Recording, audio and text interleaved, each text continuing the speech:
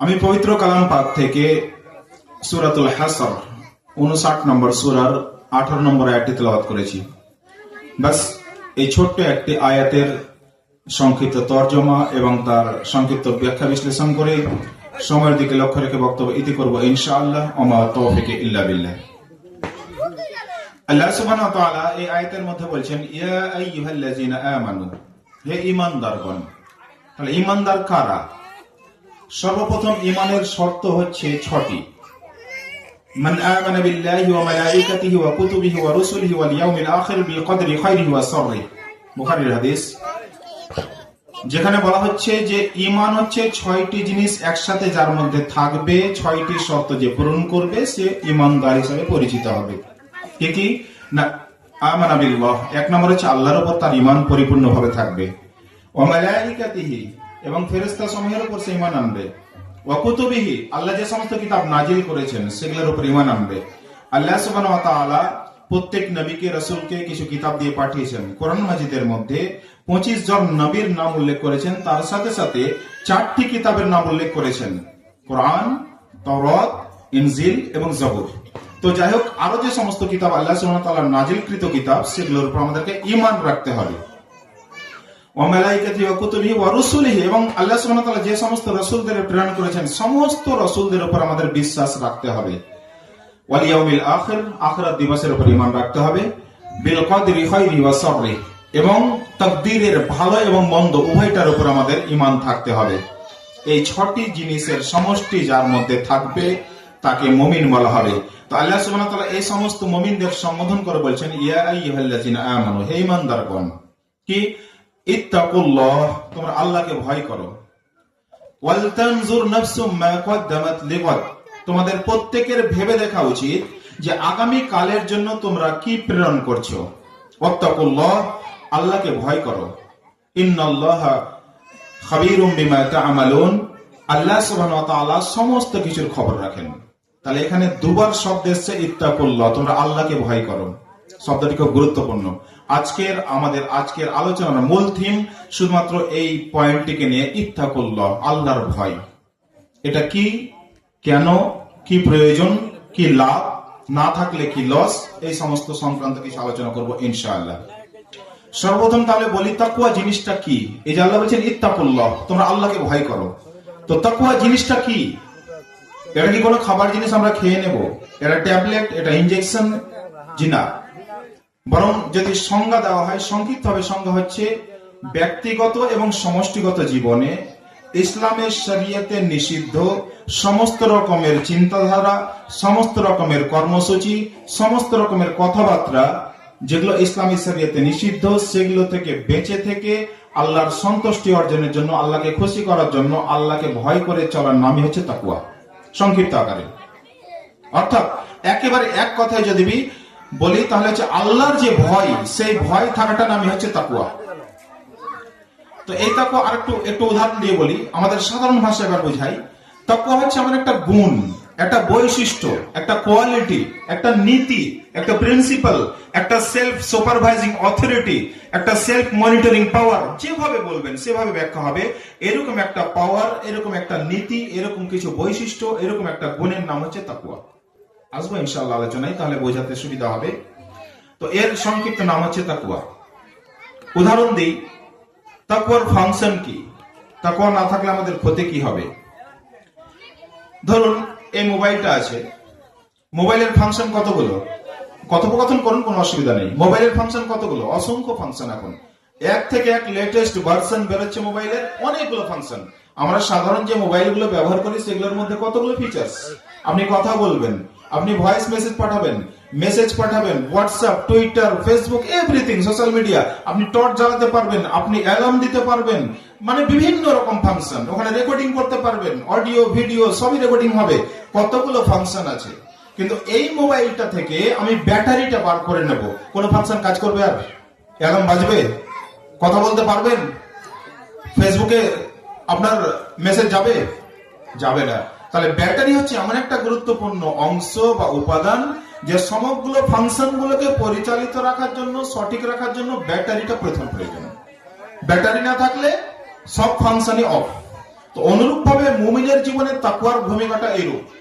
তাকওয়া যদি না থাকে মুমিনের জীবনে, আল্লাহর ভয়, আল্লাহর ভীতি যদি অন্তরের মধ্যে না থাকে, তাহলে কোনো ফাংশন, কোনো আমল, কোনো কাজে দেবে না। আসবো আলোচনা ইনশাআল্লাহ আস্তে আস্তে, তাহলে আর বুঝতে সুবিধা হবে। শুধু একটু বাস্তবিক উদাহরণ এই জন্য দিচ্ছি, মানুষের জন্য বুঝতে সুবিধা হয়। এবং আল্লাহ সুবহানাহু ওয়া তাআলা এটাই নীতি। আল্লাহ সুবহানাহু ওয়া তাআলা কোরআন মাজিদের মধ্যে নিজেই বিভিন্ন ছোট থেকে ছোট জিনিসের উদাহরণ দিয়েছেন মানুষকে বোঝানোর জন্য। সুতরাং উদাহরণ দেওয়াই যায়। যাই হোক, উদাহরণ দিয়ে এবার হাদিস থেকে উদাহরণ নিয়ে আসি যে তাকওয়া কোন কোয়ালিটির নাম, কোন গুণের নাম, কোন বৈশিষ্ট্যের নাম তাকওয়া। দুটো ঘটনা বলি। ওমর রাদিয়াল্লাহু তাআলার নাম শুনেছেন?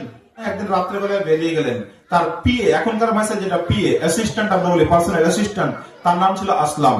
আসলামকে নিয়ে বেরোলেন। তো এক জায়গায় ঘুরতে ঘুরতে খুব ক্লান্ত হলেন, মদিনার অলিতে গলিতে এক জায়গায় বসে পড়লেন একটা দেওয়ালে হেলান দিয়ে।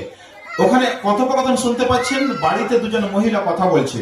একজন বলছে তুমি দুধে পানি মিশিয়ে দাও, একজন মহিলা বলছে তুমি দুধে পানি মিশিয়ে দাও, অপরজন বলছে না তুমি কি শোনোনি আমাদের খলিফায়ে ওয়াক্ত কি বলেছেন যে দুধে কেউ পানি মেশাবে না। তখন ওই প্রথম জন বলছে যে উমর কি তোমাকে এখানে দেখতে আসছে? উমরের ফরমান তোমাকে দেখলে ঠিক ছিল উমরের ফরমান মানতে, উমর তো তোমাকে দেখতে আসছে না এখানে। ওই দ্বিতীয় মহিলা বলছেন আমি এরকম কোন মহিলা নয় যে খলিফার উপস্থিতিতে তার নির্দেশ মানবো আর তার অনুপস্থিতিতে তাকে মান্য করবো না, এরকম নাফরমান আমি নই। সুতরাং আর দ্বিতীয় কথা হচ্ছে, ওমর যদি নাও দেখে এখানে ওমরের রব দেখছেন, অর্থাৎ আল্লাহ দেখছেন। এইটার নামই হচ্ছে তাকওয়া। এই যে আমার একটা অন্তরের ভয় যে পৃথিবীর কোন শক্তি যদি ওখানে না থাকে, কোন মনিটরিং পাওয়ার না থাকে, কিছুই আমাকে কেউ না দেখে, তারপরে আল্লাহ দেখছেন আমি যাই করি না কেন, এই ভয়টার নামই হচ্ছে তাকওয়া। তিনি পানি মেশালেন না দুধে। উমর রাদিয়াল্লাহু তাআলা কি করছেন, আসলামকে বললেন আসলাম বাড়িটা চিহ্নিত করে রাখো। চিহ্নিত করে রাখলেন। সকালবেলায় যখন বাড়ি থেকে ঘুম থেকে উঠে ফজরের নামাজ পড়ে তার সন্তানদেরকে ডেকে বলছেন এসো সন্তানরা, বলো তোমাদের কার বিবাহের প্রয়োজন আছে। দেখুন এখানে অনেকগুলো মেসেজ আছে। উমর রাদিয়াল্লাহু তাআলা সন্তানদেরকে ডেকে বলছেন তোমাদের বিবাহের প্রয়োজন কার আছে। ওদের মধ্যে আব্দুল্লাহ ইবনে উমর বললেন যে আমার স্ত্রী আছে, আমার প্রয়োজন নেই। আরেকজন সন্তান বললেন আমার স্ত্রী আছে। আসেম বলে যে সন্তান, সে বলল আব্বা আমার স্ত্রীর প্রয়োজন আছে। আসেমের সাথে ওই মহিলার, যে মহিলাটি বলেছিল আমি দুধে পানি মেশাবো না, তার সাথে বিবাহ দিলেন। আলহামদুলিল্লাহ। তাহলে দেখুন একটা গরিব ঘরের মেয়ে শুধু এই কোয়ালিটি, আল্লাহর ভয় দেখে উমর যিনি প্রেসিডেন্ট, যিনি খলিফা, তার ছেলের সাথে বিয়ে দিয়েছেন। আলহামদুলিল্লাহ। তাহলে আমাদের মধ্যে সমাজের মেসেজ কি যাওয়া উচিত, আমরা যখন বিবাহ করব বা সন্তানদের বিবাহ দেব, তখন প্রথম যেটা শর্ত দেখবো সেটা আল্লাহর ভয় আছে কিনা, তার মধ্যে পরেজগারিতা আছে কিনা, তার মধ্যে ঈমানদারি আছে কিনা। এবং হাদিসের মধ্যে নবী সাল্লাল্লাহু আলাইহি ওয়াসাল্লাম বলেছেন তুলকাহুল মারআতু লিমালিহা ওয়ালিহাসাবিহা ওয়ালিজামালিহা ওয়াদিনিহা ফাজফার বিযাতি দ্বীনি তারিবাত ইয়াদাক। নবী সাল্লাল্লাহু আলাইহি ওয়াসাল্লাম বলছেন যে মানুষ সাধারণত বিবাহ করে চারটি জিনিস দেখে। এখানে হাদিসের অপব্যাখ্যা করে অনেকে, যে নবী সাল্লাল্লাহু আলাইহি ওয়াসাল্লাম বলেছেন যে চারটি জিনিস দেখে বিবাহ করা উচিত, যে না এরকম বলেননি, বরং বলেছেন মানুষ বিবাহ করে চারটি কোয়ালিটি দেখে। কি দেখে? তার বংশমর্যাদা দেখে, তার রূপ সৌন্দর্য দেখে, তার ধনসম্পদ দেখে এবং তার দিনদারি দেখে। ফাজফার বিযাতি দ্বীনি তারিবাত ইয়াদাক। নবী সাল্লাল্লাহু আলাইহি ওয়াসাল্লাম বলেছেন তোমরা দিনদারিকে প্রাধান্য দাও, পরেজগারিতাকে প্রাধান্য দাও, ইমানদারিটাকে প্রাধান্য দাও। যদি কোনো ইমানদার মহিলা পেয়ে যাও, তার সৌন্দর্য কম হলেও চলবে, তার ধন সম্পদ কম হলেও চলবে, তার বংশমর্যাদা যদি নিচু হয় তাও চলবে, প্রথম প্রাধান্য দাও তোমার ইমানদারিকে। হ্যাঁ, তারপরে যদি এগুলো থাকে এটা সময় সোহাগ আলহামদুলিল্লাহ। এর মানে এই নয় যে আপনি সুন্দরী মেয়েকে বিয়ে করতে পারবেন না, এর মানে এই নয় যে আপনি বড়লোক মেয়েকে বিয়ে করতে পারবেন না, এর মানে এই নয় যে আপনি সম্ভ্রান্ত পরিবারের কোনো মহিলাকে বিয়ে করতে পারবেন না। এটা পরে আসবে। প্রথম যেটা গুরুত্ব দিতে হবে সেটা ইমানদারি। তারপরে যদি এগুলো থাকে আলহামদুলিল্লাহ, সেটা সময় সোহাগ, এটা আলহামদুলিল্লাহ। তো যেটা বলছিলাম প্রসঙ্গক্রমে, এই উমর রাদিয়াল্লাহু তাআলা তার মেয়ের সন্তানের সাথে এই মহিলার বিয়ে দিলেন। তাহলে এটার নাম হচ্ছে তাকওয়া। যে যেখানে কেউ দেখছে না, কোনো ফোর্স নেই, কোনো প্রশাসন নেই, কোনো ইনভেস্টিগেটিং এজেন্সি নেই, কিন্তু শুধু আল্লাহর ভয় অন্তরে আছে বলে সে সমস্ত রকম অপকর্ম থেকে, দুর্নীতি থেকে বেঁচে থাকতে পারছে।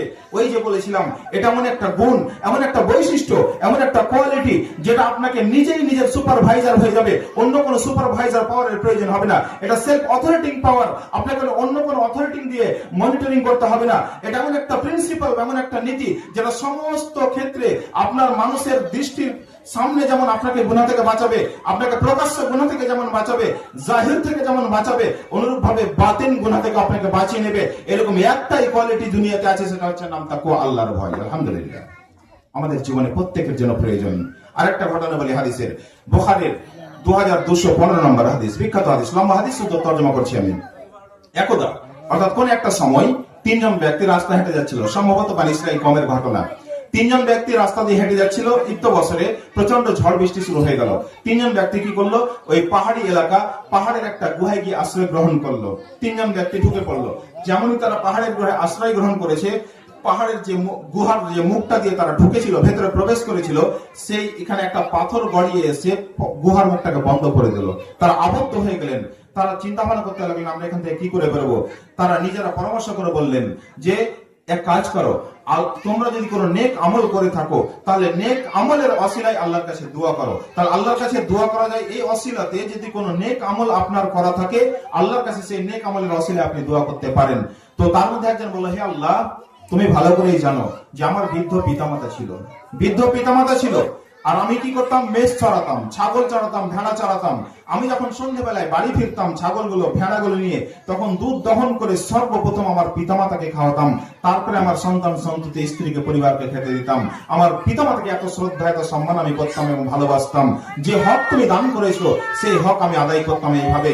একদিন কি হলো, সেই মেষ চড়াতে গিয়ে কোন একটা জায়গায় ফেঁসে গেলাম, বাড়ি ফিরতে দেরি হয়ে গেল, রাত্রি হয়ে গেল। এসে দেখি দুধ দহন করার পর দেখছি যে আমার পিতামাতা দুজনেই ঘুমিয়ে গেছেন। তারপরে আমার সন্তানগুলো ছোট ছোট বাচ্চা, তারা আমার পায়ের পাশে এসে গড়াগড়ি দিচ্ছে দুধ খাওয়ার জন্য, তাদের খিদে ছটফট করছে। কিন্তু আমি এটা পছন্দ করিনি আল্লাহ, যে আমার পিতামাতা আগে খাবেন, আমার সন্তানকে দেবে, আমি পছন্দ করিনি। ওই জন্য আমি দাঁড়িয়ে থেকে গেছি। আবার ওদেরকে ঘুম থেকে জাগানোটাও আমি ভালো মনে করিনি, যে তারা ঘুমিয়ে গেছে, জাগিয়ে খাওয়াবো। এইভাবে ফজর হয়ে গেল, আমি দাঁড়িয়ে থেকে গেলাম দুধের বাটি হাতে নিয়ে। আল্লাহু আকবার। পিতামাতাকে কিভাবে শ্রদ্ধা করতে হয় শিখুন, ইসলাম কিভাবে শিখিয়েছে আমাদের।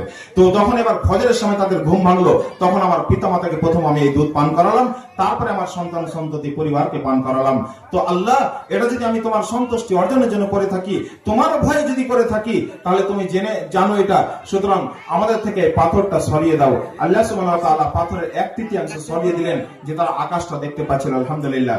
দ্বিতীয় জন আরেকজন বলল, হে আল্লাহ, তুমি ভালো করেই জানো, যুবক শ্রেণী ভালো করে শুনবেন, ইত্তাকুল্লাহ, আল্লাহর ভয় আপনাকে যেমন মানুষের সামনে দৃষ্টির সামনে গুনাহ থেকে বাঁচিয়ে নিতে পারে, অনুরূপ ভাবে আপনাকে সমস্ত রকম অপকর্ম থেকে, মন্দ কর্ম থেকে, একেবারে দৃষ্টির অগোচরে মানুষের মনিটরিং সিস্টেমের বাইরেও আপনাকে বাঁচিয়ে নিতে পারে একমাত্র তাকওয়া। তো বলছে, হে আল্লাহ, তুমি জানো আমার একটা চাচাতো বোন ছিল, আমি তাকে খুবই পছন্দ করতাম, যেমন করে একজন পুরুষ একজন নারীকে পছন্দ করে বা চাই, অনুরূপ ভাবে আমি তার কাছে কামনা করতাম, বাসনা করতাম।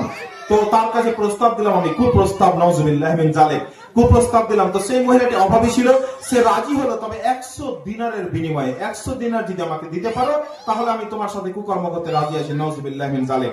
যাই হোক, আমি অনেক কষ্ট করে সে 100 দিনার জোগাড় করলাম। তারপরে 100 দিনার জোগাড় করে যখন আমি তাকে দিলাম, সে শর্ত অনুযায়ী আমার সাথে কুকর্মে লিপ্ত হওয়ার জন্য রাজি হয়ে গেল। এবং যে মুহূর্তে আমি তার সাথে কুকর্ম করতে যাব, এই মুহূর্তে সে বলছে, ইত্তাকুল্লাহ, তুমি আল্লাহকে ভয় করো, তুমি মেহের ছাড়া, বিবাহ ছাড়া আমার সতীত্ব নষ্ট করো না। আল্লাহ, তুমি জানো ওখানে কোনো ফোর্স ছিল না, ওখানে কোনো পাওয়ার ছিল না, ওখানে কোনো পুলিশ ছিল না, ওখানে কোনো সিআইডি ছিল না যে আমাকে অ্যারেস্ট করবে। তারপরে শুধু তোমার ভয়ে আমি ওখানে ওই অবস্থা থেকে তাকে ছেড়ে চলে এসেছি, অথচ আমি তাকে টাকা দিয়েছিলাম, তারপরে সেই টাকাও ছেড়ে চলে এসেছি, শুধুমাত্র এটা তোমার ভয়ে করেছি। আল্লাহ, তুমি ভালো করে জানো। সুতরাং এই পাথরটাকে আমাদের এখান থেকে সরিয়ে দাও। আল্লাহ সুবহানাহু ওয়া তাআলা 2/3 পাথরটা সরিয়ে দিলেন। আরেকজন ব্যক্তি বলল, হে আল্লাহ, তুমি ভালো করে জানো আমি একজন মজুর নিযুক্ত করেছিলাম, একজন শ্রমিক নিযুক্ত করেছিলাম, মনীষ নিযুক্ত করেছিলাম 1 ফারাক চালের খাদ্যদ্রব্যের বিনিময়ে। 1 ফারাক মানে একটা পরিমাণ, হয়তো জানি না তখনকার ফারাক মানে হয়তো 1 কিলো 2 কিলো 5 কিলো চাল হতে পারে। তো 1 ফারাক চালের বিনিময়ে বা খাদ্যদ্রব্যের বিনিময়ে আমি একটা মজুর নিয়োগ করেছিলাম কোনো কাজের জন্য। সেই মজুর যখন কাজ কমপ্লিট করে তাকে আমি মজুরি দিতে যাচ্ছি, সে সেই মজুরি নিতে অস্বীকার করলো। আমি কি করলাম, তার ওই মজুরিটাকে নিয়ে আমি চাষাবাদে কাজে লাগিয়ে দিলাম। সেখান থেকে পুঁজি বাড়িয়ে তার জন্য আমি গরু করে করলাম। যখন গরু বেশি হতে লাগলো, একটা রাখাল রাখলাম। এইভাবে অনেকগুলো গরু এবং রাখাল তার হয়ে গেল। অনেক দিন পর সেই ব্যক্তি এসে দাবি করছে যে আমার সেদিনকার পারিশ্রমিকটা আপনি দিয়ে দিন। আল্লাহ, তুমি ভালো করে জানো, ওই লোকটাকে আমি বলেছিলাম যে এই যে গরুর পাল দেখছো এবং রাখাল দেখছো এটা সবই তোমার। উনি বলছেন, আমাকে ঠাট্টা কেন করছো, উপহাস কেন করছো? বলছে, আমি উপহাস করি না, আল্লাহর কসম বলছি, ওই যে তুমি সেদিনকার পারিশ্রমিক ছেড়ে চলে গেছিলে, ওই পারিশ্রমিকটাকে পুঁজি হিসাবে আমি লাগিয়ে তোমার জন্য বিজনেস বাড়িয়েছি, এটা সবই তোমার। আলহামদুলিল্লাহ। হে আল্লাহ, তুমি ভালো করে জানো এটা আমার তোমার সন্তুষ্টির জন্য করেছি, তোমাকে খুশি করার জন্য করেছি, তোমার ভয়ে আমি করেছি, তোমাকে রাজি করার জন্য করেছি। তাহলে আমাদের থেকে পাথরটা সরিয়ে দাও। আল্লাহ সুবহানাহু ওয়া তাআলা পরিপূর্ণরূপে পাথরটা সরিয়ে দিয়েছিলেন। তাহলে তাকওয়া যদি থাকে, আল্লাহর ভয় যদি থাকে, তাহলে কতগুলো লাভ দেখুন। এই নেক আমলের ওসিলায় আল্লাহর ভয়ে যদি কোনো আমল করা থাকে, তাহলে বিপদ থেকে উদ্ধার পাবেন ইনশাআল্লাহ। আল্লাহ সুবহানাহু ওয়া তাআলা আপনাকে বিপদ থেকে নাজাত দেবেন। যদি প্রকৃত অর্থে আল্লাহর খুশিতে, আল্লাহকে খুশি করার জন্য আল্লাহর ভয়ে কোনো আমল করা থাকে, এরকম আমল আপনাকে বিপদ থেকে নাজাত দেবে আলহামদুলিল্লাহ। তার জ্বলন্ত প্রমাণ হচ্ছে এই দুটো ঘটনা এবং দুটো হাদিস আলহামদুলিল্লাহ। তো যাক, আমি এবার আরো বক্তব্য এগিয়ে নিয়ে যাই। তাহলে তাকওয়া মোটামুটি আমরা বুঝতে পেরেছি। একটু কথা বলবেন, বুঝাতে অসুবিধা হচ্ছে কি? আমার কথা বুঝতে কোনো অসুবিধা, ভাষাতে কোনো অসুবিধা হচ্ছে? পারছেন তো? একটু কথা বলবেন তাহলে, না হলে আমি ভাববো হয়তো বুঝতে পারছেন না। কোনো অসুবিধা নেই যতক্ষণ বুঝিয়েছি আলহামদুলিল্লাহ। তাহলে তাকওয়া কি জিনিসের নাম বুঝতে পারছি আমরা, আল্লাহর ভয় কোন জিনিসের নাম। এবার আমরা নিজেরা বিচার করব, আমরা কি কোনদিন এরকম আমল করেছি আল্লাহর ভয়ে? ধরুন কোন একটা লোক মসজিদের বাইরে একটা ঘড়ি ভুলে চলে গেছে ওযু করতে গিয়ে। কজন ইমানদার আছে যে আল্লাহর ভয়ে ওটা নেব না ঘড়িটা? আছি আমরা? হয়েছে জীবনে কোনোদিন? এই ভয় তৈরি করতে হবে যে বান্দা ছেড়ে গেছে ওই ব্যক্তি আবার এসে ফিরে নিয়ে যাবে ইনশাআল্লাহ। আমার ক্ষেত্রে হয়েছিল, যেখানে তাকওয়ার ভূমিকা আছে এটা হয় আলহামদুলিল্লাহ। মদিনা যখন উমরা করতে গেছিলাম, তো জুল হুলাইফা, যেটার নাম মিকাত বলা হয়, তো মদিনা থেকে আসার পথে, মদিনা থেকে 28 কিলোমিটার রাস্তা, মদিনা থেকে 28 কিলোমিটার রাস্তা মক্কা যাওয়ার পথে যেখানে মিকাত বলা হয়, অর্থাৎ ইহরাম পরিধান করে হাজিরা, ওই জায়গাটার নাম মিকাত। ওখানে ওই মসজিদে ঢুকেছি জুল হুলাইফার, ওযু করতে গিয়ে ঘড়িটা খুলে রেখে দিয়েছি বাথরুমের একটা দেওয়ালে, ভুলে চলে এসেছি, বাসে উঠে গেছি, গাড়িতে উঠে গেছি মক্কা যাওয়ার জন্য। অনেকক্ষণ পর গাড়ি ছাড়ার আগে মনে পড়ছে যে ঘড়িটা ভুলে গেছি। ওখানে গিয়ে জিজ্ঞেস করা হয় যে আমেল যারা থাকে, অর্থাৎ যারা পরিষ্কার পরিচ্ছন্ন করে থাকে, ঝাড়ুদার থাকে, এবং তারা বাঙালি বেশিরভাগ আলহামদুলিল্লাহ, হয় আমাদের পশ্চিমবাংলা কিংবা বাংলাদেশের বেশিরভাগ লোক, তাদের জিজ্ঞেসি ভাই একটা ঘড়ি দেখেছো? সঙ্গে সঙ্গে পকেট থেকে বার করে দিচ্ছে আপনার ঘড়ি এটাই আলহামদুলিল্লাহ। এই ইমানদারি আমাদের মধ্যে যদি তৈরি করতে পারি, তাহলে আমরা বুঝবো আল্লাহর ভয় আমাদের মধ্যে আছে। আমাদের এই তাকওয়া, এই বৈশিষ্ট্য তৈরি করতে হবে, তবেই হব আমরা প্রকৃত অর্থে মুমিন। যাই হোক, তো তাকওয়া মোটামুটি বোঝাতে পেরেছি। এই তাকওয়ার প্রয়োজনীয়তা কি আরো আগে আসবে ইনশাআল্লাহ। এবার তাকওয়া এমন একটা গুণ, এমন একটা বৈশিষ্ট্য, যেটা প্রথমে উদাহরণ দিয়েছি, মাথায় রাখবেন সব সময়। যেমন মোবাইলের সমস্ত ফাংশন যেমন বন্ধ হয়ে যাবে ব্যাটারি ছাড়া, অনুরূপ ভাবে তাকওয়া যদি কোনো মুমিনের মধ্যে না থাকে, কোনো আমল গ্রহণযোগ্য হবে না, কোনো আমল গ্রহণযোগ্য হবে না। প্রত্যেকটা আমলের জন্য আল্লাহর ভয়, তাকওয়া প্রয়োজন। একটা একটা করে আসি। সর্বপ্রথম বলি, আমরা যে মুসলিম, অন্যরা অমুসলিম, এটা কিসের জন্য? মানুষ তো সবাই তো আল্লাহর সৃষ্টি। অন্য ধর্মাবলম্বী যারা, তারা কি অন্য কারো সৃষ্টি নাকি আল্লাহরই সৃষ্টি? প্রত্যেকেই তো মানুষ। আমরা সৃষ্টি কে করেছেন? আল্লাহ। কিন্তু আমাদের জন্য স্পেশাল নিয়ামত কি? আল্লাহ আমাদেরকে হেদায়েত দিয়েছেন আলহামদুলিল্লাহ। এটা আল্লাহর ইহসান, আল্লাহর রহমত, আল্লাহর দয়া, আল্লাহর অনুগ্রহ আমাদের উপর, যে আমাদেরকে মুসলিম ঘরে জন্ম দিয়েছেন এবং মুসলিম করে পাঠিয়েছেন। এটা আল্লাহর ইহসান। তাহলে কিসের জিনিসের পার্থক্যে একজন মুমিন আর একজন অন্য কিছু, অমুমিন বা মুসলিম? শুধুমাত্র হেদায়েতের জন্য। অর্থাৎ হেদায়েত আমরা পেয়েছি, আল্লাহ দিয়েছেন, আমাদেরকে সঠিক রাস্তা দেখিয়েছেন, আর ওরা সঠিক পথ পায়নি, এই জন্যই তারা পথভ্রষ্ট। আল্লাহ সুবহানাহু ওয়া তাআলার শুকরিয়া আদায় করেছি আমাদের এই জন্য যে আলহামদুলিল্লাহ আল্লাহ আমাদেরকে এই হেদায়েত দিয়েছেন।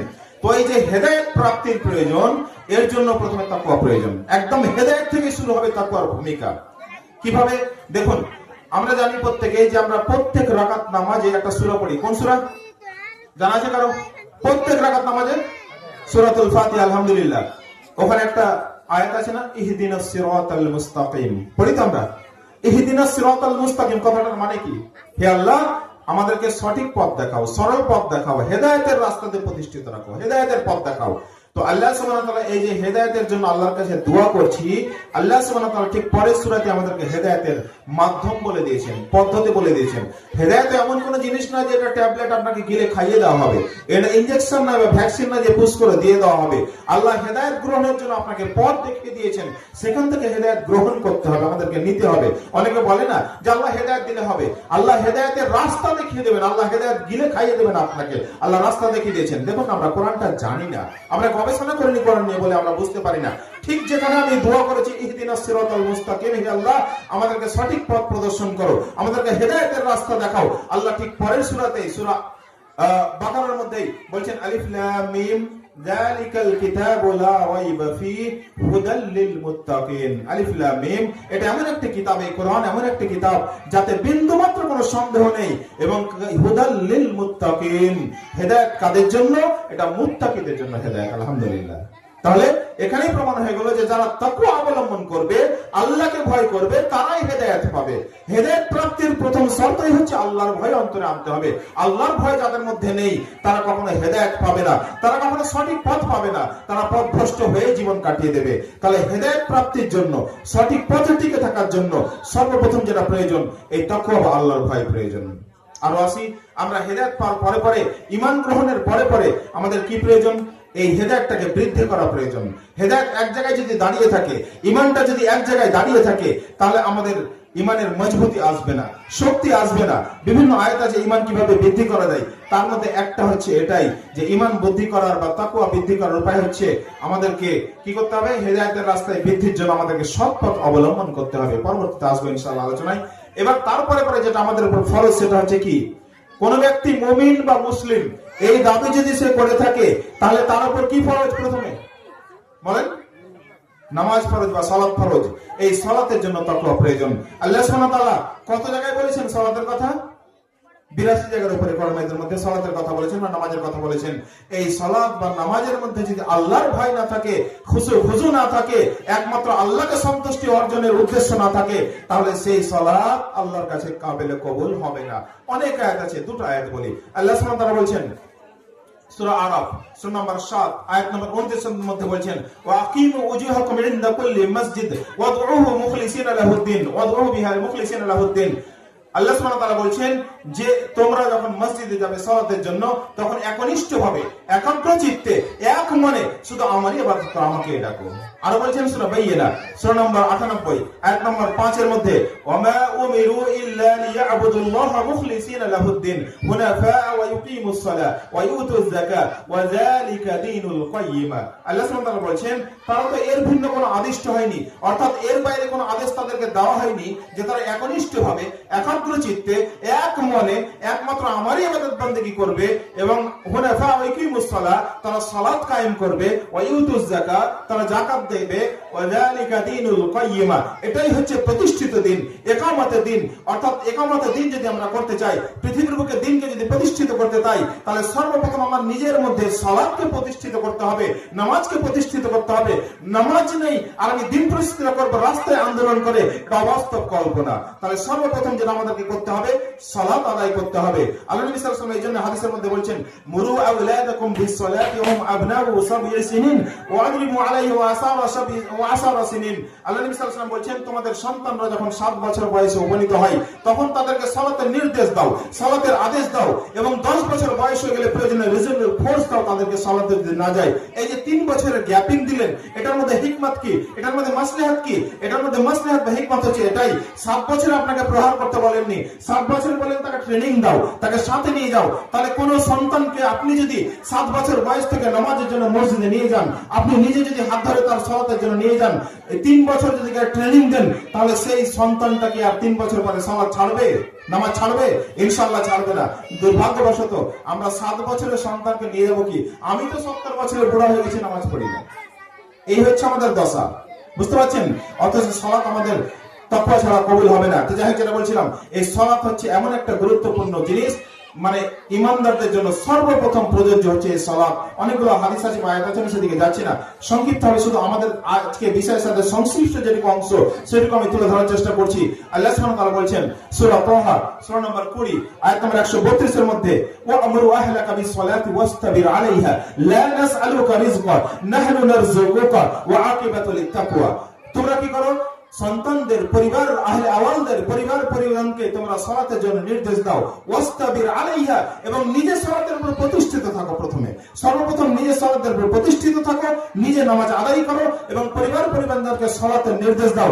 লা নাসআলুকা রিজকা নাহনু নারযুকুকা ওয়াল আকিবাতু লিত-তাকওয়া। আল্লাহ বলেন, আমি তোমাদের কাছে কোনো রিজিক চাই না, আমার রিজিকের প্রয়োজন নাই, বরং আমি তোমাদেরকে রিজিক দান করে থাকি।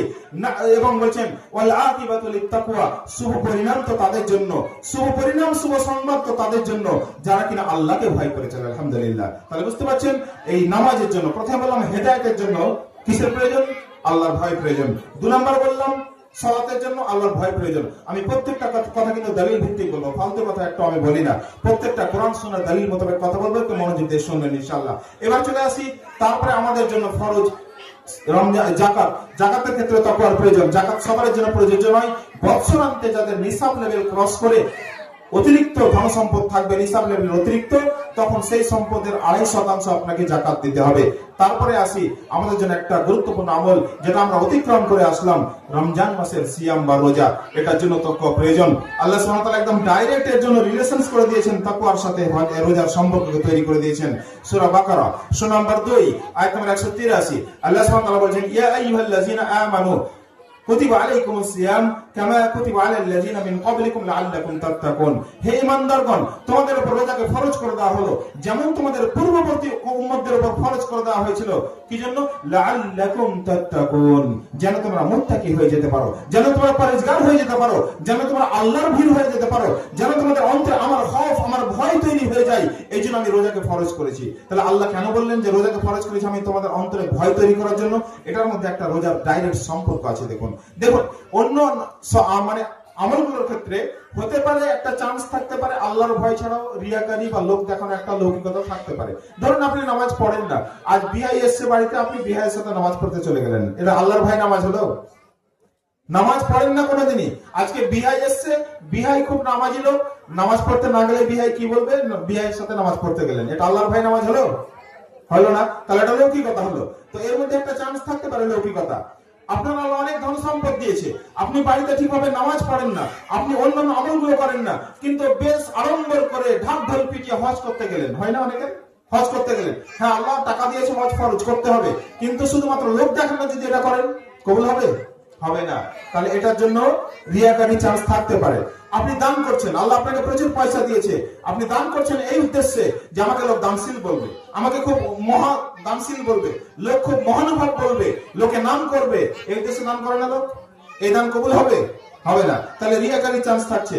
কিন্তু রমজান মাসের রোজা কেউ কি এরকম ভাবে করে যে সুবে সাদত থেকে নিয়ে ফজর থেকে নিয়ে মাগরিব পর্যন্ত আমি না খেয়ে থাকবো শুধুমাত্র কাউকে সন্তুষ্ট করার জন্য আল্লাহ ছাড়া? হতে পারে? হতে পারে না। কারণ লোক তো তাকে দেখে বসে নেই সব সময়, সে তো বাড়ির ভিতরে কিছু খেয়ে নিতে পারে, সে বাড়ির ভিতরে স্ত্রীর সাথে মেলামেশা করে নিতে পারে, কিন্তু তারপরে কোনো ব্যক্তি, কোনো মুসলিম রোজা রাখার পরে এগুলো করে? করে না। তার মানে রোজার ক্ষেত্রে কোন রিয়াকারি বা লৌকিকতা নেই, একমাত্র আল্লাহর সন্তুষ্টি অর্জনের জন্যই, আল্লাহকে খুশি করার জন্যই, আল্লাহর ভয়ে মানুষ রোজা পালন করে থাকে। এই জন্য আল্লাহ সুবহানাহু ওয়া তাআলা রোজার সাথে তাকওয়ার একটা ডাইরেক্ট সম্পর্ক স্থাপন করে দিয়েছেন। আলহামদুলিল্লাহ। এই জন্য বলছেন লাআল্লাকুম তাত্তাকুন, যেন তোমরা তাকওয়াবান হয়ে যেতে পারো, যেন তোমরা মুত্তাকি হয়ে যেতে পারো, যেন তোমরা আল্লাহভীরু হয়ে যেতে পারো। এই জন্য আল্লাহ সুবহানাহু ওয়া তাআলা কি করেছেন? তোমাদের উপর রোজাকে ফরজ করে দিয়েছেন। এর মধ্যে আমাদের ট্রেনিং হয়ে যাবে। আসি তারপরে আরো সংক্ষিপ্তভাবে বলে যাচ্ছি আমি। তারপরে একটা হজ যেমন একটা গুরুত্বপূর্ণ ইবাদত বললাম, এই হজের অনেক নির্দেশনা আছে। আল্লাহ সুবহানাহু ওয়া তাআলা বলেন সূরা ইমরান সূরা নম্বর 3 আয়াত নম্বর 97, আল্লাহ সুবহানাহু ওয়া তাআলা বলেন ওয়ালিল্লাহি আলান নাসি হিজ্জুল বাইতি মান ইসতাতা ইলাইহি সাবিলা ওয়া মান কাফারা ফা ইন্নাল্লাহা গানিয়্যুন আনিল আলামিন। হে মানব সম্প্রদায়, যারা বাইতুল্লাহ পর্যন্ত পৌঁছাবার ক্ষমতা রাখো, অর্থাৎ কাবা শরীফ পর্যন্ত যাওয়ার যাদের শক্তি এবং সামর্থ্য আল্লাহ দিয়েছেন, দৈহিক শক্তি রেখেছে, সুস্থ সবল রেখেছে, এবং আল্লাহ অর্থ দিয়েছেন এতটা পর্যন্ত যে তুমি কাবা শরীফ পর্যন্ত পৌঁছাতে পারবে, তাহলে তোমরা আল্লাহর ওয়াস্তে হজ করো। এটা আল্লাহর হক মানুষের উপর। ওমান কাফারা ফা ইন্নাল্লাহা গানিয়্যুন আনিল আলামিন। আর আল্লাহর এই নির্দেশকে কেউ যদি লঙ্ঘন করে, অমান্য করে, তাহলে তারা জেনে রাখো যে আল্লাহ সুবহানাহু ওয়া তাআলা এই দুনিয়াবাসীর মুখাপেক্ষী নন। অর্থাৎ আল্লাহ সুবহানাহু ওয়া তাআলার আপনার কিছু লাভ হবে না যে আপনি হজ করতে গেলে, মানে আল্লাহর কিছু লাভ হবে, এবং আপনার লাভের জন্য আল্লাহ আপনাকে হজ করার জন্য আহ্বান করেছেন। আলহামদুলিল্লাহ। যাই হোক, এই হজের জন্য তাকওয়া প্রয়োজন। যেটা বলছিলাম, লোক দেখানোর জন্য যদি হজ করেন কোনো কাজ হবে না। একমাত্র আল্লাহর ভয় অন্তরে নিয়ে আল্লাহর সন্তুষ্টি অর্জনের জন্য, আল্লাহকে খুশি করার জন্য যদি হজ করতে পারেন, সেটা আল্লাহর কাছে কাবিলে কবুল হবে। সূরা বাকারা সূরা নম্বর 2 আয়াত নম্বর 197 আল্লাহ সুবহানাহু ওয়া তাআলা বলেন আল হাজ্জু আশহুরুম মা'লুমাত فمن فرض فيهن الحج فلا رفث ولا فسوق ولا جدال في الحج وما تفعل من خير يعلمه الله وتزودوا فإن خير الزاد التقوى واتقون يا أولي الألباب। হে মেম্বার, কি বলছেন আল্লাহ সুবহানাহু ওয়া তাআলা? হজের মাসসমূহ সুবিদিত। হজ কোন মাসগুলো হয় সবাই জানে। এই যে শাওয়াল মাস শুরু হয়ে গেছে, এরপরে থেকে হজের সফর শুরু হয়ে যাবে ইনশাআল্লাহ। এবং জুলকাদা এবং জিলহজ্জা এই 3 মাসে হজের সফর হয়। আল্লাহ বলছেন এই মাসগুলো সুবিদিত। সুতরাং এই মাসে যারা তোমরা হজের নিয়ত করবে, হজের সংকল্প করবে, তাদের জন্য উচিত নয় যে তোমরা ঝগড়া বিবাদে লিপ্ত হবে, তোমরা অশ্লীলতা লিপ্ত হবে, তোমরা দুষ্কর্মে লিপ্ত হবে, তোমরা বিবাদ করবে, ফাসাদ করবে, এগুলো তোমাদের জন্য উচিত নয়। এবং কি করো, আল্লাহ তোমরা যে আমলগুলো করো আল্লাহ দেখছেন। এবং কি করো, ওয়াত্তাকুল্লাহ, তোমরা আল্লাহর ভয়ে একমাত্র। এবং তোমরা কি করো, উত্তম পাথেও সাথে নিয়ে নাও। অর্থাৎ তোমরা যে হজের জন্য যাবে উত্তম পাথেও সাথে নিয়ে নাও। উত্তম পাথেও কি হচ্ছে? উত্তম পাথেও হচ্ছে ওয়াজাদিত তাকওয়া, আল্লাহর ভয় অন্তরে নিয়ে চলো। এটা হচ্ছে উত্তম পাথেও হজে যাওয়ার জন্য। এবং তোমরা যে আমলগুলো করে থাকো আল্লাহ সুবহানাহু ওয়া তাআলা দেখছেন। ইন্নামা ইয়াতাযাক্কারুল উলুল আলবাব, এবং আল্লাহ বলেছেন শুধুমাত্র জ্ঞানীরাই উপদেশ গ্রহণ করে। তার হজের জন্য তাকওয়া প্রয়োজন। আল্লাহর ভয় ছাড়া অন্য কোনো উদ্দেশ্য যদি হজ করেন সেটা কাবিলে কবুল হবে না। এক কথায় প্রত্যেকটা আমল, এবার সংক্ষিপ্ত আমি টানছি, প্রত্যেকটা আমলের জন্য তাকওয়া প্রয়োজন। একটা আয়াতে কনক্লুড করি এই পয়েন্টসটাকে। আল্লাহ সুবহানাহু ওয়া তাআলা আমাদের উদাহরণ দেওয়ার জন্য বলেছেন সূরাতুল মাইদা সূরা নম্বর 5 আয়াত নম্বর 27 এর মধ্যে আল্লাহ সুবহানাহু ওয়া তাআলা নবী সাল্লাল্লাহু আলাইহি ওয়াসাল্লামকে সম্বোধন করে বলেছেন উতলু মা ওহিয়া ইলাইকা মিনাল কিতাব। হে নবী সাল্লাল্লাহু আলাইহি ওয়াসাল্লাম, উতলু আলাইহিম নাবা ইবনে আদম বিল হক ইয قربا قربانا فتقبل من احدهما ولم يتقبل من الاخر قال لا اقتلنك قال انما يتقبل الله من المتقين। আল্লাহ বলেন, হে নবী, আপনি আদম আলাইহিস সালামের সন্তানদ্বয়ের, পুত্রদ্বয়ের হাবিল এবং কাবিলের ঘটনা তাদের সামনে বর্ণনা করে শুনিয়ে দিন। তারা উভয় এক একটা করে কোরবানি করেছিল। তাদের একজনের কবুল হয়েছিল, আরেকজনটা কবুল হয়নি। যারটা কবুল হয়নি সে ইরসাম্বিত হয়ে তাকে বলেছিল তোমাকে আমি কতল করব, এবং কতল করে ফেলেছিল। আমরা জানি আল্লাহ ওই ব্যক্তি বলেছিল, দ্বিতীয় ব্যক্তি যারটা কবুল হয়েছিল, ইন্নামা ইয়াতাকাব্বালুল্লাহু মিনাল মুত্তাকিন, আল্লাহ শুধুমাত্র তাদেরই আমল কবুল করে থাকেন যারা আল্লাহর সন্তুষ্টি অর্জনের জন্য আল্লাহর ভয়ে কোনো আমল করে থাকে। অন্য কোনো আমল আল্লাহ কবুল করে থাকেন না। এই যে আমরা সামনে কোরবানি আসছে না, কোরবানির জন্য তাকওয়া প্রয়োজন। লা ইয়ানাল্লাহু লুহুমুহা ওয়ালা দিমাউহা ওয়ালাকিন ইয়ানালুহু তাকওয়া মিনকুম। সূরাতুল হজ সূরা নম্বর 22 আয়াত নম্বর 37 আল্লাহ বলেন যে তোমরা যে কোরবানিগুলো করো সেগুলোর রক্ত, সেই পশুগুলোর মাংস আমার কাছে পৌঁছায় না। আমার কাছে যেটা পৌঁছায় তোমাদের অন্তরের তাকওয়া, আল্লাহ ভীতি, আমাকে ভয় করে তোমরা কতটা এই আমলগুলো করছো আমি দেখতে চাই, পরীক্ষা করে নিতে চাই। তাহলে প্রত্যেকটা আমলের জন্য আমরা যেটা বলতে চাইলাম, ওই মোবাইলের ব্যাটারির মতো প্রত্যেকটা ফাংশন যদি আপনি চালু রাখতে চান, অনুরূপভাবে প্রত্যেকটা আমল যদি চান যে আল্লাহ কবুল করো, তাহলে মোবাইলের যেমন ব্যাটারি থাকা প্রয়োজন, অনুরূপ ভাবে মুমিনদের মধ্যে আল্লাহর ভয় থাকা প্রয়োজন, আল্লাহর ভীতির সাথে নিয়ে প্রত্যেকটা আমল করা প্রয়োজন। তবে আল্লাহ সুবহানাহু ওয়া তাআলা সেই আমলটা কবুল করবেন ইনশাআল্লাহ। এবার আসি আমাদের দুনিয়াবী প্রয়োজনে তাকওয়া কি প্রয়োজন আছে। দুনিয়াবী ক্ষেত্রে চলার জন্য তাকওয়ার অসীম প্রয়োজন, অসীম প্রয়োজন। আমরা জানি যে আয়াতটা আমি পাঠ করেছি, আল্লাহ সুবহানাহু ওয়া তাআলা কি বলেছেন, ইয়া আইয়ুহাল্লাযীনা আমানু তাকুল্লাহা ওয়াল তানজুর নাফসুম মা কদ্দামাত লিগাদ ওয়াত্তাকুল্লাহ ইন্নাল্লাহা খাবীরুম বিমা তা'মালুন। সূরা হাসানের 18 নম্বর আয়াতে বা 80 পয়েন্টের উপরে আল্লাহ সুবহানাহু ওয়া তাআলা বলেছেন, হে ঈমানদারগণ, তোমরা আল্লাহকে ভয় করো এবং তোমাদের প্রত্যেকের ভেবে দেখা উচিত আগামী কালের জন্য তোমরা কি প্রেরণ করছো। ওয়াত্তাকুল্লাহ, আবার বলেছেন তোমরা আল্লাহকে ভয় করো। ইন্নাল্লাহা খাবীরুম বিমা তা'মালুন, তোমরা যা কিছুই করো না কেন সমস্ত কিছু আল্লাহ সুবহানাহু ওয়া তাআলা দেখছেন, অবলোকন করছেন। এমন নয় যে তোমরা নির্ভয় হয়ে যাও না, নিডর হয়ে যাও না, বেফিকর হয়ে যাও না, বেপরোয়া হয়ে যাও না যে আমরা যেগুলো করছি আল্লাহ দেখছেন না। তিনি সমস্ত কিছু মনিটর করছেন। সূক্ষ্মাতি সূক্ষ্ম আমল যেটা আপনি দুনিয়ার বুকে করছেন, সেটা আপনি একাকী হন, একেবারে ঘরের ভেতরে হন, আপনি সমুদ্রের তলায় গিয়ে যদি কোনো আমল করেন সেটাও আল্লাহ সুবহানাহু ওয়া তাআলা দেখছেন। আপনি যদি পাহাড়ের তলায় ঢুকে কোনো গুনাহ করেন সেটাও আল্লাহ দেখছেন। এই তাসাব্বুর, এই চিন্তাধারা, এই চিত্র মাথায় রেখে যদি আপনি জীবন যাপন করেন তবে আপনার জীবন সাকসেস। এই জন্য এই দুনিয়াবী জীবন যাপনে তাকওয়ার প্রয়োজন, অতিরিক্ত প্রয়োজন।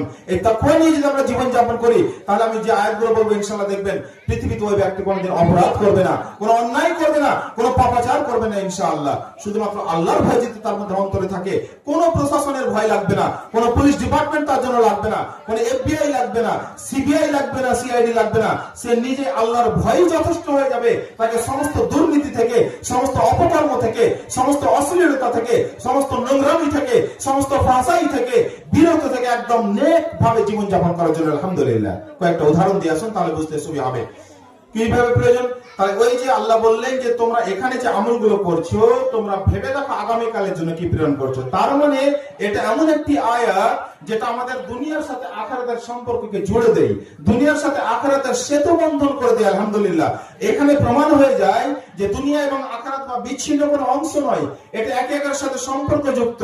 এবং মুমিনদের জন্য এই বিশ্বাস রাখা খুব জরুরি। মুমিনরা যদি এই বিশ্বাস রেখে, তাসাউফ রেখে জীবন যাপন করে, তাহলে একমাত্র সে দুনিয়ার বুকে নেক আমল করতে পারবে, নেক জীবন যাপন করতে পারবে, নচেত কখনো সে পারবে না। আসুন, কিভাবে?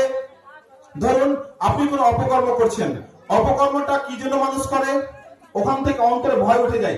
মানুষ দেখুন, কয়েকটা জিনিসের ভয়ে অপকর্ম থেকে বেঁচে থাকে।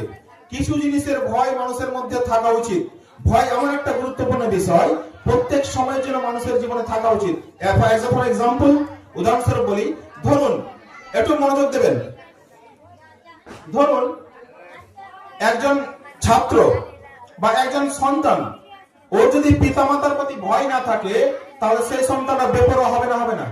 বেয়ারা হবে না? হবে না? অন্তরের মধ্যে পিতামাতার প্রতি শ্রদ্ধার সাথে তার একটা ভয়ও থাকা উচিত। কোন সন্তানের মধ্যে যদি পিতামাতার কোনো ভয় না থাকে, তাহলে যে কোনো অপরাধ সে অবলীলাই করবে। ও জানে যে আমার পিতামাতা আমাকে কিছু বলবে না। বুঝতে পারছেন? তাহলে সে যত রকম দুষ্টুমি, যত রকম অপরাধ সে করবে। তাহলে একজন শৈশব বয়সে একজন সন্তানের মধ্যে এই যে পিতামাতার ভয়টা থাকে, ওই ভয়টা তাকে অপরাধ থেকে বাঁচিয়ে রাখে, তাই নাই কি? ওই সন্তানটা দুষ্টুমি করে না, চুরি করে না, অন্য কারো কিছু জিনিস নিয়ে নেয় না, শুধু এই ভয়ে যে আমার পিতামাতা আমাকে বকা দেবে, আমাকে মারবে, এই ভয়টা আছে বলেই সে অপকর্ম থেকে রুখে যায়।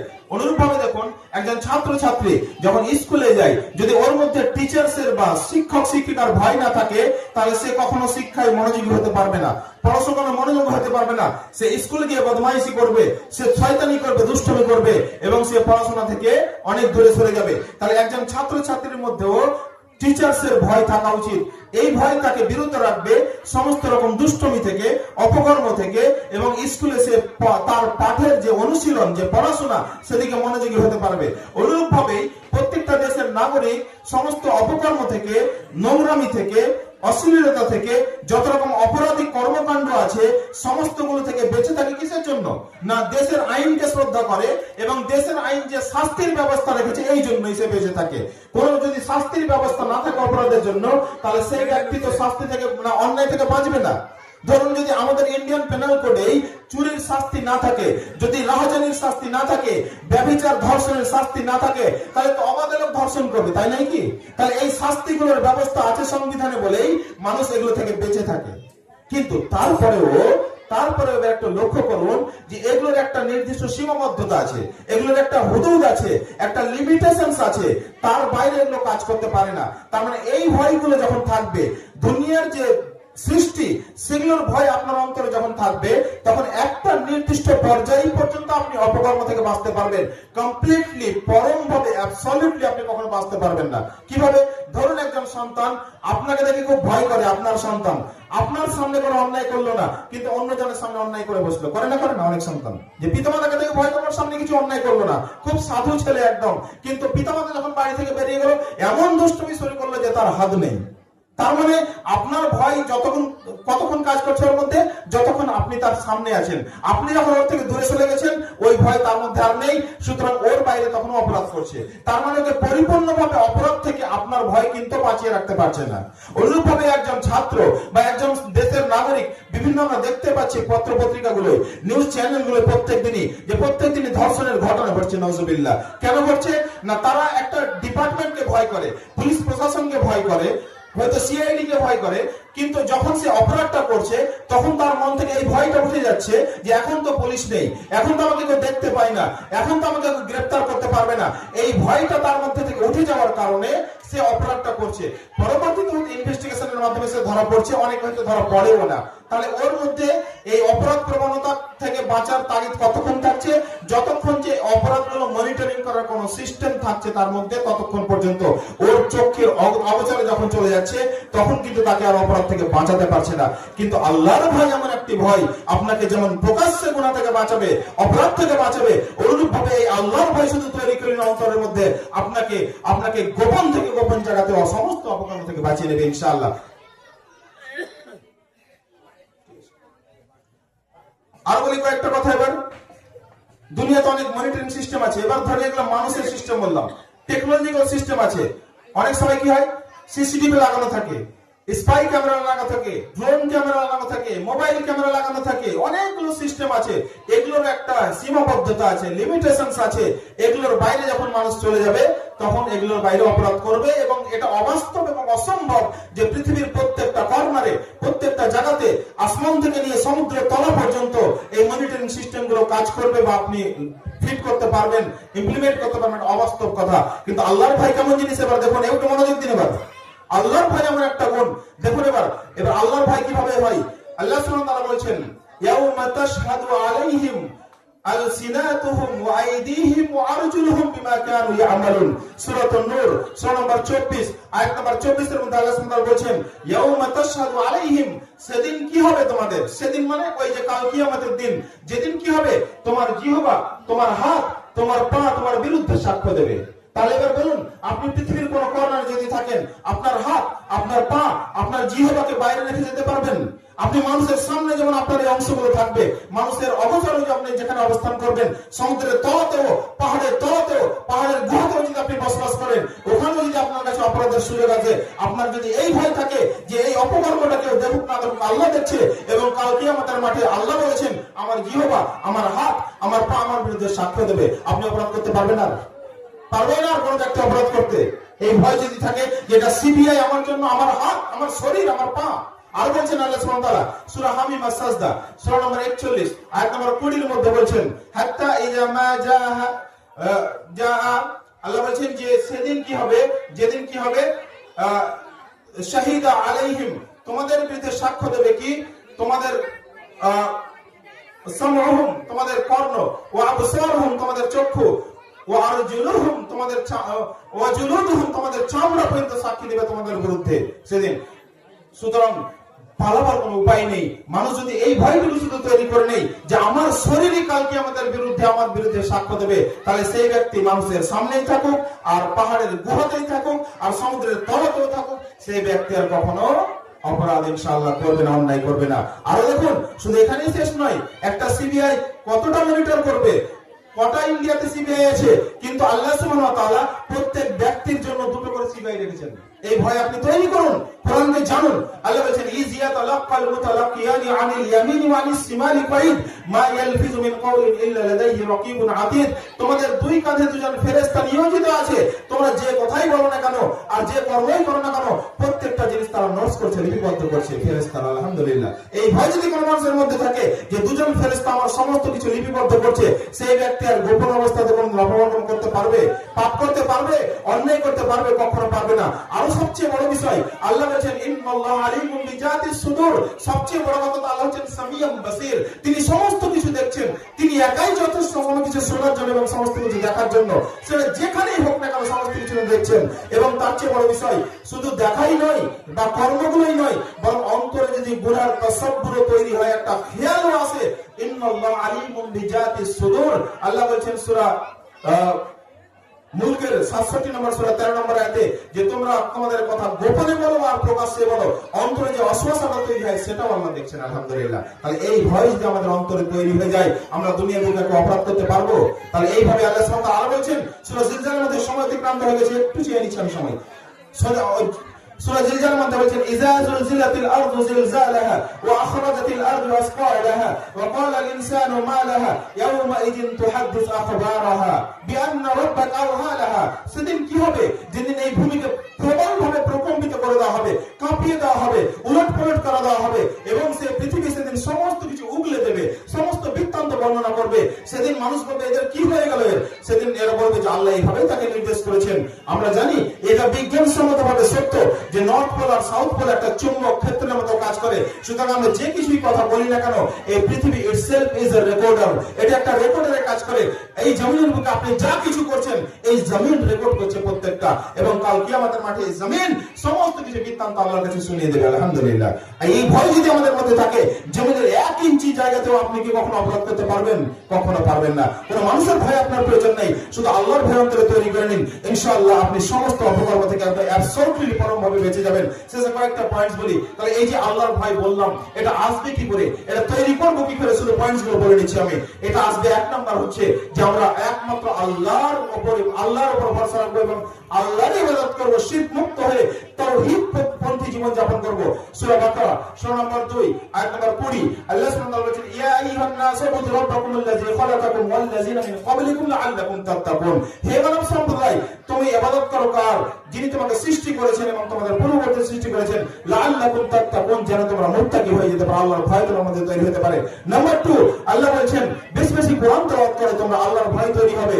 ইন্নামাল মুমিনুনা আল্লাযীনা ইযা যুকিরাল্লাহু ওয়াজিলাত কুলুবুহুম ওয়া ইযা তুলিয়াত আলাইহিম আয়াতুহু যাদাতুহুম ঈমানা ওয়া আলা রাব্বিহিম ইয়াতাওয়াক্কালুন। সূরা আনফাল সূরা নম্বর 8 আয়াত নম্বর 2 আল্লাহ বলেন মুমিন তো তারাই যখন তাদের সামনে আল্লাহর আযাবের স্মরণ করে তাদের অন্তর ভীত কম্পিত হয়ে যায় এবং তাদের সামনে কোরআনের আয়াত তেলাওয়াত করা হলে তাদের ঈমানটা বেড়ে যায়। আরো বলি আল্লাহ বলেন সূরা ফাতির সূরা নম্বর 35 আয়াত নম্বর 28 এর মধ্যে ইন্নামা ইয়াখশাল্লাহা মিন ইবাদিহিল উলামা, যারা জ্ঞানী তারা একমাত্র আল্লাহকে ভয় করে। তাহলে ইসলামের ব্যাপারে জ্ঞান অর্জন করুন, আল্লাহর ভয় অন্তরের মধ্যে তৈরি হবে। আর কি হবে?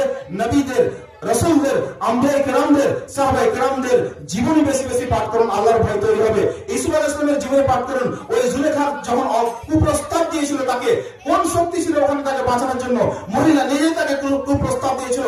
আজিজের স্ত্রী, বাদশার স্ত্রী নিজে কুপ্রস্তাব দিয়েছিল, কিন্তু সেই একাকী নির্জন অবস্থাতেও কোন শক্তি ছিল যেটা তাকে ওই অপকর্ম থেকে বাঁচিয়েছিল? সেটা হচ্ছে এই আল্লাহর ভয়। তিনি বলছেন মাআযাল্লাহ, আমি আল্লাহর আশ্রয় প্রার্থনা করছি। আলহামদুলিল্লাহ। হে যুবক সম্প্রদায়, এই সমস্ত অপকর্ম থেকে, অশ্লীলতা থেকে যদি আপনি বাঁচতে চান, ক্ষতি থেকে বাঁচতে চান, তাহলে একমাত্র আল্লাহর ভয় অন্তরে তৈরি করে নিন। এগুলো হচ্ছে কয়েকটা পয়েন্ট যেটা বললাম, এগুলোর মাধ্যমে আল্লাহর ভয় তৈরি করা যায়। কি লাভ আমি কয়েকটা পয়েন্টস বলে দিই। এই দুনিয়ার প্রকৃত লাভ আমি বললাম যে একমাত্র দুর্নীতি মুক্ত হয়ে আপনি জীবন যাপন করতেন, মিথ্যাকে ছেড়ে জীবন যাপন করতে পারবেন, গীবতকে ছেড়ে জীবন যাপন করতে পারবেন, একেবারে পরিপূর্ণ ইমানদার হিসেবে জীবন যাপন করতে পারবেন। একমাত্র তাকওয়ার ভয় যখন আপনার মধ্যে থাকবে, আল্লাহর ভয় থাকবে, কাল কিয়ামতের ভয় থাকবে, আপনি মিথ্যা থেকে বাঁচতে পারবেন। মিথ্যা থেকে কোনো মানুষ, শুধু কোনো মানুষের ভয় বাঁচতে পারে না, কোনো পুলিশ প্রশাসনের ভয় বাঁচতে পারে না, গীবত থেকে কোনো মানুষ দুনিয়ার কোনো মনিটরিং সিস্টেমের ভয় বাঁচতে পারে না। যদি আল্লাহর ভয় থাকে তাহলে বাঁচতে পারে। শুধু দুটো আয়াত বলি। আল্লাহ সুবহানাহু ওয়া তাআলা বলেন সূরা আহজাব সূরা নম্বর 33 আয়াত নম্বর 70 এবং 71 এর মধ্যে, যেটা খুতবায়ে মাসনুনে সবাই আমরা পাঠ করি, ইয়া আইয়ুহাল্লাযীনা আমানুত্তাকুল্লাহ ওয়া কুলু কাওলান সাদীদা। হে ইমানদারগণ, তোমরা আল্লাহকে ভয় করো এবং সত্য কথা বলো। ওয়া ইউসলিহু লাকুম আমালাকুম ওয়া ইয়াগফির লাকুম যুনুবাকুম। এবং কি হবে এতে? লাভ কি হবে? তোমরা যদি তাকওয়া অবলম্বন করো তাহলে লাভ হবে এটাই যে আল্লাহ সুবহানাহু ওয়া তাআলা তোমাদের গুনাহ খাতা মিটিয়ে দেবেন এবং তোমাদের কি করবেন? তোমাদেরকে গুনাহ খাতাগুলো মিটিয়ে দেবেন, গুনাহ সমূহ মুছে দেবেন এবং ইয়াগফির লাকুম, তোমাদেরকে ক্ষমা করবেন। আলহামদুলিল্লাহ। সুতরাং আমাদেরকে সত্য কথা বেশি বেশি বলতে হবে, হেদায়েত বৃদ্ধি পাবে। ওয়াল্লাযীনা ইহতাদাউ যাদাহুম হুদা ওয়া আতাহুম তাকওয়াহুম। সূরা মুহাম্মদ সূরা নম্বর 47 আয়াত নম্বর 17 এর মধ্যে আল্লাহ বলেন তোমরা সত্য পথ অবলম্বন করো, আল্লাহ সুবহানাহু ওয়া তাআলা তোমাদের হেদায়েত বৃদ্ধি করবেন, তোমাদেরকে তাকওয়া দান করবেন। ওয়া আতাহুম তাকওয়াহুম, সত্য পথ অবলম্বন করুন, আপনার তাকওয়া বৃদ্ধি পাবে ইনশাআল্লাহ। আর কিভাবে তাকওয়া বৃদ্ধি পাবে, আমাদের লাভ কি হবে? আল্লাহ সুবহানাহু ওয়া তাআলা বলেন সূরা আনফাল সূরা নম্বর 8 আয়াত নম্বর 29 এর মধ্যে, ইয়া আইয়ুহাল্লাযীনা আমানু ইন তাত্তাকুল্লাহা ইয়াজআল লাকুম ফুরকানা ওয়া ইউকাফির আনকুম সাইয়্যাতিকুম। আল্লাহ বলছেন হে ইমানদারগণ, তোমরা আল্লাহর ভয়, আমার ভয় অন্তরে তৈরি করে নাও, তাহলে কি হবে? তোমাদেরকে আমি ভালো এবং মন্দ, জায়েজ এবং নাজায়েজ, হারাম এবং হালাল, সত্য এবং মিথ্যার মধ্যে পার্থক্য করার একটা শক্তি, একটা মানদণ্ড, একটা প্যারামিটার দান করব। আলহামদুলিল্লাহ। এই গুণ আমাদের মধ্যে তৈরি হবে কখন? যখন আল্লাহর ভয় থাকবে তখন। এবং আল্লাহ বলছেন ওয়া ইউকাফির আনকুম সাইয়্যাতিকুম, তোমাদের গুনাহসমূহ আমি মিটিয়ে দেব। তাহলে তাকওয়ার লাভ কতটা দেখুন। আল্লাহ দুনিয়ার বুকে গুনাহ মিটিয়ে দেবেন। ওখানে হাদিস বলেছিলাম না, বুখারীর 2215 নম্বর হাদিস, যে এই যদি তাকওয়ার ভয় দিয়ে আল্লাহর ভয় কোন আমল করা থাকে, এই আমল আপনাকে দুনিয়াতে বিপদ থেকে মুক্তি দেবে ইনশাআল্লাহ। আরো বলি এবার, তাহলে এই তাকওয়ার আখিরাতে লাভ কি? সবচেয়ে বড় কামিয়াবি, সবচেয়ে বড় সাকসেস, সবচেয়ে বড় সফলতা হচ্ছে আখিরাতের সফলতা। প্রত্যেক মুমিনের আমাদের টার্গেটটা হচ্ছে, ফাইনাল ডেস্টিনেশন হচ্ছে জান্নাত প্রাপ্তি। জান্নাত যেন আমাদেরকে দেন আল্লাহ সুবহানাহু ওয়া তাআলা। এই তাকওয়া যারা অবলম্বন করে তাদের ক্ষেত্রে বলেন সূরা নূর সূরা নম্বর 24 আয়াত নম্বর 12 এর মধ্যে, ওমা ইউতিল্লাহু ওয়া রাসূলুহু ওয়া ইয়াখশাল্লাহু ওয়া ইয়াত্তাকিহি ফাউলাইকা হুমুল ফায়েজুন। যারা কিনা আল্লাহ এবং আল্লাহর রাসূলের আনুগত্য করে, যারা আল্লাহকে ভয় করে চলে, আল্লাহর অবাধ্যতা থেকে বেঁচে থাকে, তারা হচ্ছে প্রকৃত অর্থে সফল ব্যক্তি। আলহামদুলিল্লাহ। আরো বলেন আল্লাহ সুবহানাহু ওয়া তাআলা একটা বলেন وَأَمَّا مَنْ خَافَ مَقَامَ رَبِّهِ وَنَهَى النَّفْسَ عَنِ الْهَوَى فَإِنَّ الْجَنَّةَ هِيَ الْمَأْوَى। যারা নিজের রবের সামনে দাঁড়ানোকে ভয় করেছে এবং তাদের অবাধ্য, আল্লাহর অবাধ্য হওয়া থেকে বেঁচে থেকেছে, তাদের জন্য আল্লাহ জান্নাতুল মাওয়া রেখেছেন। আলহামদুলিল্লাহ। সবচেয়ে বড় সফলতা। আর একটা হাদিসের মধ্যে নবী সাল্লাল্লাহু আলাইহি ওয়াসাল্লাম বলেছেন আকসারু মা ইদখুলুল জান্নাহ, বেশিরভাগ লোক যে বৈশিষ্ট্যের জন্য, যে গুণের জন্য জান্নাত যাবে, সেটা হচ্ছে তাকওয়াল্লাহ ওয়া হুসনুল খালক। দুটি বৈশিষ্ট্যের জন্য বেশিরভাগ লোক জান্নাতে যাবে, যার মধ্যে আল্লাহর ভয় থাকবে, তাকওয়া থাকবে এবং যার মধ্যে হুসনুল খালক অর্থাৎ উত্তম চরিত্র থাকবে। এই দুটি গুণ, এই দুটো বৈশিষ্ট্য মানুষকে বেশিরভাগ জান্নাতে নিয়ে যাবে। সুতরাং আসুন হে ব্রাদারান ইসলাম, হে মুসলিম মিল্লাত, হে ইসলামের আমাদের মুসলিম ভাতৃবৃন্দ, আমি বারবার আহ্বান করি, আসুন আমরা আল্লাহর ভয় অন্তরে তৈরি করি। যদি আমরা আল্লাহর ভয় অন্তরে তৈরি করে নিতে পারি এবং সেই মোতাবেক জীবন যাপন করতে পারি, এই দুনিয়াবী জীবনটাকে সেভাবে পরিচালিত করতে পারি, তাহলে এই দুনিয়া আখিরাত উভয় জগতে আমাদের কামিয়াবি এবং সাকসেস হবে। আল্লাহ সুবহানাহু ওয়া তাআলা এই জন্য বলেছেন, ইয়া আইয়ুহাল্লাযীনা আমানু তাকুল্লাহ ওয়াল তানজুর নাফসুম মা কদ্দামাত লিগাদ ওয়াত্তাকুল্লাহ ইন্নাল্লাহা খাবীরুম বিমা তা'মালুন। হে ইমানদারগণ, তোমরা আল্লাহকে ভয় করে চলো এবং তোমাদের প্রত্যেকের ভেবে দেওয়া উচিত, ভেবে দেখা উচিত আগামী কালের জন্য, অর্থাৎ কাল কিয়ামতের জন্য তোমরা কি আমল প্রেরণ করছো। এই চিন্তা ধারণা যদি আমরা দিনের দিকে পদক্ষেপ করি, চলাফেরা করি, কর্মসূচি গ্রহণ করি, তাহলে ইনশাআল্লাহ আমরা দুনিয়ার বুকেও শান্তি শৃঙ্খলময় নেক বান্দা হিসেবে জীবন যাপন করতে পারবো এবং এর বিনিময়ে আল্লাহ সুবহানাহু ওয়া তাআলা আমাদেরকে আখিরাতের কামিয়াবি, সর্বশ্রেষ্ঠ যেটা কামিয়াবি, জান্নাত দান করবেন ইনশাআল্লাহ। আল্লাহ সুবহানাহু ওয়া তাআলা আমাদের প্রত্যেককে যে বিষয়গুলো আলোচনা করলাম এগুলোকে সঠিকভাবে বোঝার, অনুধাবন করার এবং এর উপর আমল করার তৌফিক দান করেন। আমিন। ওয়া আখিরু দাওয়ানা আলহামদুলিল্লাহি রাব্বিল আলামিন। আসসালামু আলাইকুম ওয়া রাহমাতুল্লাহি ওয়া বারাকাতুহু।